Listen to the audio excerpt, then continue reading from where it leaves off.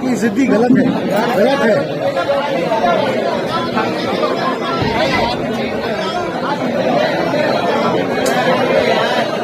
भैया सामने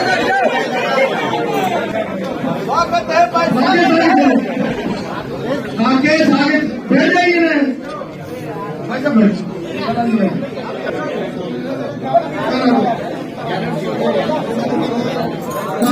खड़ा न रहे कोई पुनीत क्या अनुशासनी पीछे जाओ।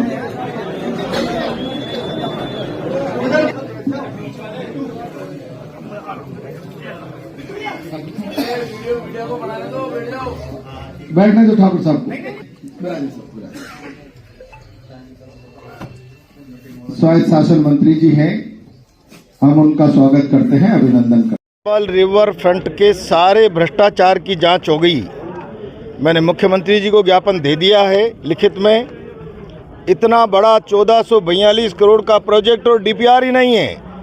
आज तक किसी अखबार ने नहीं छापा। एक प्रोजेक्ट और 165 ठेके, कितने 165, 2-2, 3-3 करोड़ के टुकड़े कर करके सरकारी काम तक तमाशा था। पूर्व सीएम, पूर्व यूडीएच मंत्री, उनको उनकी महत्वाकांक्षाओं की पराकाष्ठा आप देखिए। विकास पुरुष का तमगा लगाने तक तो शहर को समझ में आ रहा था, इतिहास पुरुष बनना चाहते हैं, अजर अमर।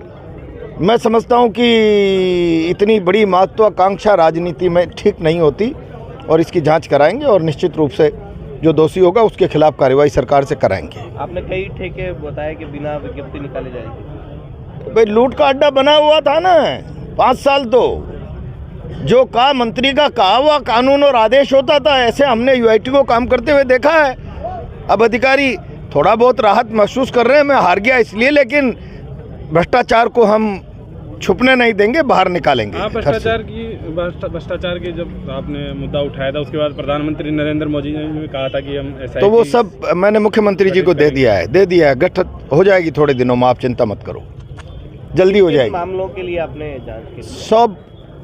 100 मोटो लेआउट प्लान करने के नाम पर मंत्री ने करोड़ों रुपया वसूला है। जहां कॉलोनियों में एक मकान नहीं बना, वहां 100 मोटो कर दिया। गवर्नमेंट को 500 करोड़ का राजस्व आना था, वो किसकी जेब में गया भाई? अगर डेवलपर लेआउट प्लान पास कराता तो जो कन्वर्जन चार्ज और ये सब यूआईटी में जमा होता, वो मंत्री की जेब में चला गया भाई। मैं दे चुका हूं मुख्यमंत्री और मंत्री जी को, सबको, सबकी जांचें होंगी।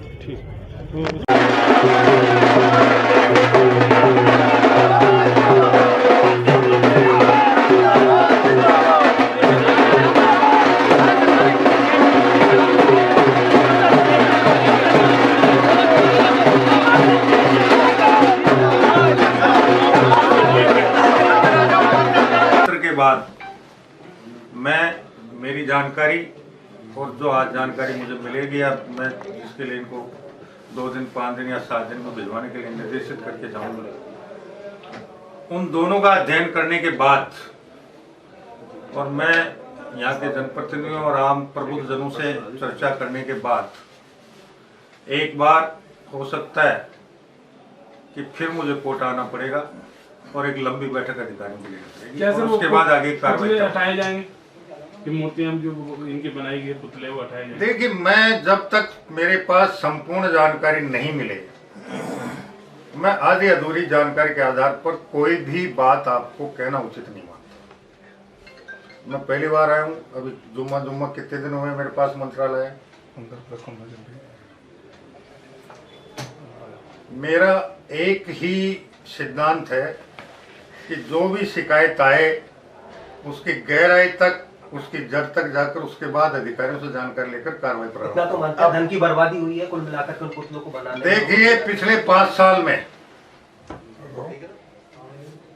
राजस्थान सरकार के विभिन्न विभागों, विभिन्न मंत्रियों, मुख्यमंत्री के द्वारा ये निश्चित है कि धन की भारी बर्बादी की गई है और उसी का परिणाम है कि राजस्थान पर कर्जे का भारी बोझ पिछले 5 साल में